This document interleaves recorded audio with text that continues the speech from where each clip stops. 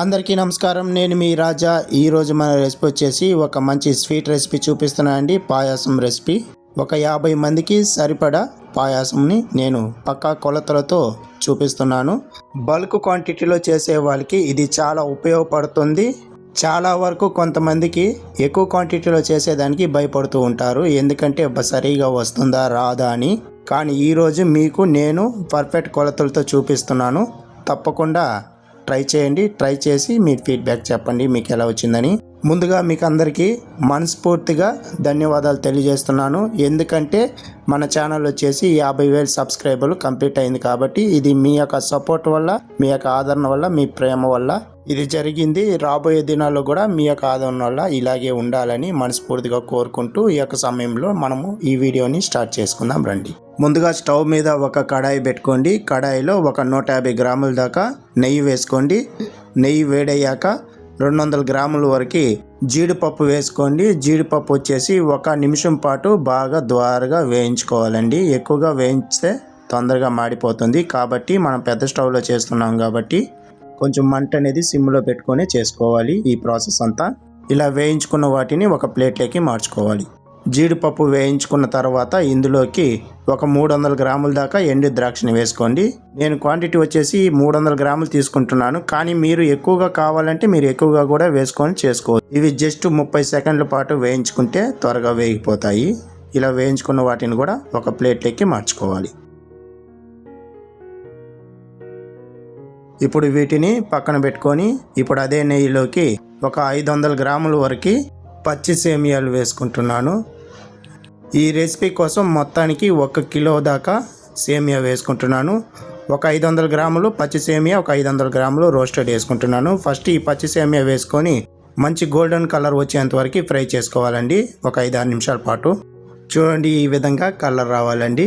మంచి golden colour వచ్చింది కదా. ఇప్పుడు ఈ సమయంలో మిగతా 500 గ్రాములు రోస్టెడ్ సేమియాని వేసుకుంటున్నాను. మీరు అడగొచ్చు, మొత్తం రోస్టెడ్ సేమియానే యూజ్ చేయొచ్చు కదని. అలా కూడా యూజ్ చేసుకోవచ్చు. నా దగ్గర సగం పచ్చి ఉన్నాయి, సగం రోస్టెడ్ ఉన్నాయి కాబట్టి నేను ఈ విధంగా చేసుకుంటున్నాను. మీరు కావాలంటే మొత్తం పచ్చి వేసుకోవచ్చు, లేదంటే మొత్తం రోస్టెడ్ అయినా వేసుకొని చేసుకో. ఇలా చేశారంటే తొందరగా అయిపోతుంది. ఇవి కూడా కొంచెం నెయ్యిలో కలిసే విధంగా వేయించుకున్న తర్వాత వీటిని తీసుకొని పక్కన పెట్టుకోవాలి. ఇప్పుడు ఒక పెద్ద పాత్ర పెట్టుకోవాలండి. ఈ పాత్ర వచ్చేసి 3 కిలోలు బిర్యానీ చేసే పాత్ర ఉంటుంది కదా, ఆ పాత్ర పెట్టుకొని ఇందులోకి ఒక 5 లీటర్ల దాకా పచ్చిపాలు పోసుకోవాలండి. పాలు వచ్చేసి మంచి క్రీమీగా ఉన్న పాలు పోసుకోండి, లేదంటే గేదె పాలు కూడా మీరు పోసుకోవచ్చు. అలాగే ఇందులోకి ఒక 3 లీటర్ల దాకా నీళ్లు పోసుకోవాలండి. మొత్తం పాలుతో అయినా చేసుకోవచ్చు, లేదంటే మీరు కొంచెం నీళ్ళు కలిపేసి కూడా ఇలా చేసుకోవచ్చు. కానీ బల్క్ క్వాంటిటీలో చేసేటప్పుడు కొంచెం నీళ్ళు పోసుకున్నారంటే చేసిన తర్వాత వెంటనే చిక్కబడకుండా గట్టి పడకుండా ఉంటుంది. కాబట్టి కరెక్ట్గా ఫాలో చేయండి. ఇప్పుడు ఈ పాలంతా మంచి పొంగు వచ్చేంత వరకు బాగా కాచుకోవాలి. ఈ వీడియో వచ్చేసి మన ఛానల్ 50,000 సబ్స్క్రైబర్లు కంప్లీట్ అయిందని ఈ వీడియో చేసి 50 మందికి ఈ స్వీట్ ఇవ్వాలని నిర్ణయించుకొని ఈ వీడియో చేస్తున్నానండి. కానీ ఇచ్చేది మాత్రం వీడియో అసలు తీయటం లేదు, జస్ట్ ఇవ్వాలనేదే అనుకుని చేస్తున్నాను. ఇప్పుడు పాలు వచ్చేసి బాగా బాయిల్ అయిపోయాయి. ఈ సమయంలో మనం వేయించుకున్నట్టు ఈ సేమియా మొత్తం ఇందులో వేసుకోవాలండి. ఇప్పుడు ఈ సేమియా వచ్చేసి ఒక 15 నిమిషాల పాటు మీడియం మంట మీద కుక్ చేసుకోవాలండి. అప్పుడే తొందరగా కుక్ అవుతుంది, మనకు పర్ఫెక్ట్గా వస్తుంది. ఈ లోపల మీకు ఒక చిన్న రిక్వెస్ట్ అండి, ఎవరైతే నా ఛానల్ కొత్తగా చూస్తుంటున్నారో సబ్స్క్రైబ్ చేసుకొని చూడండి. ఇలాంటి స్వీట్ రెసిపీలు, స్నాక్స్ రెసిపీలు, బ్రేక్ఫాస్ట్ రెసిపీలు మన ఛానల్లో చాలా ఉన్నాయి. చాలా ఈజీగా సింపుల్గా చూపిస్తుంటున్నాను. తప్పకుండా చూసి ట్రై చేయండి. ట్రై చేసి ఫీడ్బ్యాక్ మీకు చెప్పండి.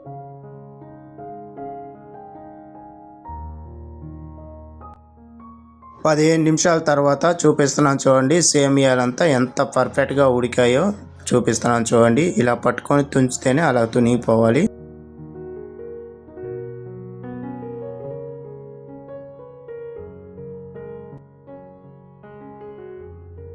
సేమియా ఉడికిన వెంటనే ఇందులోకి ఒక 15 నిమిషాల పాటు ఉడకబెట్టుకున్నట్టు 500 గ్రాములు సగ్గుబియ్యం వేసుకుంటున్నానండి. నోట్ చేసుకోండి, ఇది డైరెక్ట్గా మీరు దీంట్లోనే వేసుకోవచ్చు. దీంట్లో వేసుకున్నట్లయితే కొంచెం లేట్ అవుతుంది కాబట్టి నేను సపరేట్గా ఉడకబెట్టుకున్నాను.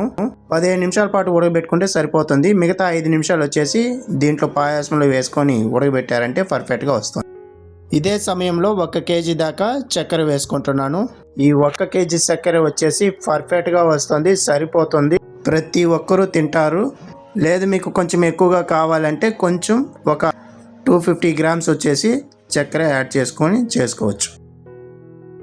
అలాగే ఇందులోకి మనం ముందుగా ఫ్రై చేసి పెట్టుకున్నట్టు డ్రై నట్స్ అంతా మొత్తం వేసుకోవాలి.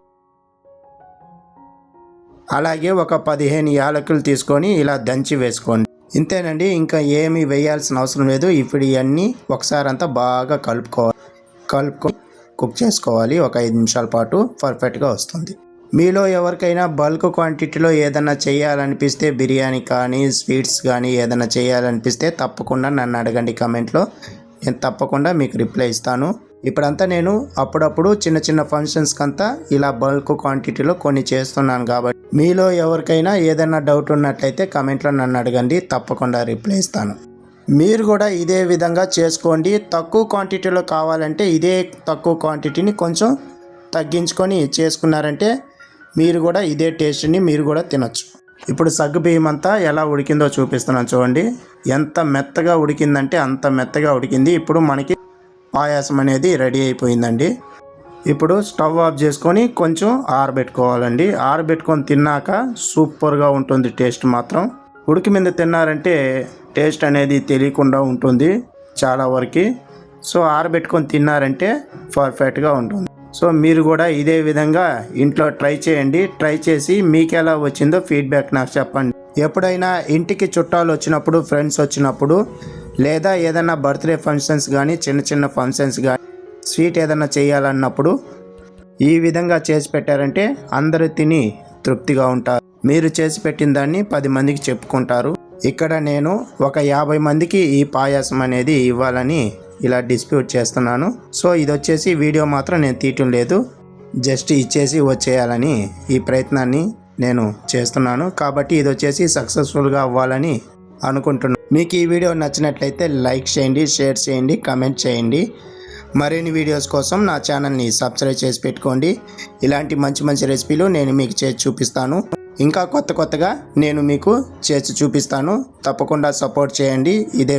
ఈ వీడియో పైన మీ అభిప్రాయం చెప్పండి. మీకేమన్నా డౌట్ ఉన్నట్లయితే తప్పకుండా నన్ను అడగండి, తప్పకుండా రిప్లై ఇస్తాను. మరొకసారి మీకు అందరికీ మనస్ఫూర్తిగా ధన్యవాదాలు తెలియజేస్తూ మళ్ళీ వీడియోలో కలుద్దాం. ధన్యవాదాలు.